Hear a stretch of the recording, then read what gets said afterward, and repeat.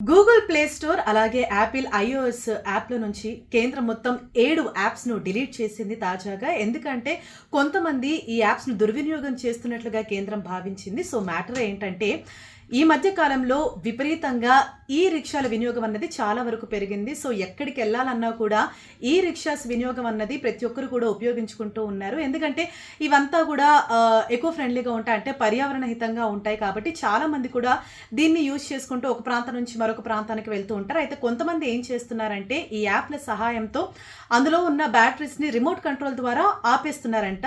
దీని ద్వారా ఎక్కడికక్కడే సడన్గా ఆగిపోతున్నాయి వెహికల్స్. దీంతో ఇటు డ్రైవర్లతో పాటు ప్రయాణికులు కూడా తీవ్ర ఇబ్బందులు ఎదుర్కొంటూ ఉన్నారు. అంటే ఏ టైం పడితే ఆ టైంలో ఇలా వెళ్తూ సడన్గా ఆగిపోతే మరి ప్రయాణిస్తున్న వారికి కూడా భయం ఉంటుంది కదా. సో ఇలా అనేక ఫిర్యాదులు కేంద్రం దృష్టికి రావడంతో కేంద్రం దీనిపైన ఒక సీరియస్ యాక్షన్ తీసుకుంది. కేంద్ర ఎలక్ట్రానిక్స్ అండ్ సమాచార మంత్రిత్వ శాఖ దీనిపైన ఒక క్షుణ్ణంగా అధ్యయనం చేసి ఏవైతే హానికరమైన ఈ 7 యాప్స్ ఉన్నాయో వాటిపైన కంప్లీట్గా వాళ్ళు స్టడీ చేసి యాప్స్ అన్నిటి కూడా కంప్లీట్గా బ్యాన్ చేశారు.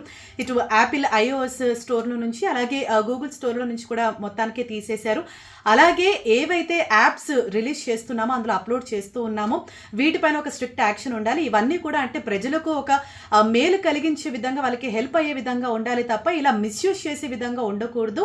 ఆ విధంగా సాఫ్ట్వేర్లో కూడా కొన్ని చేంజెస్ చేయాలని ఇప్పటికే కేంద్రం సూచించింది.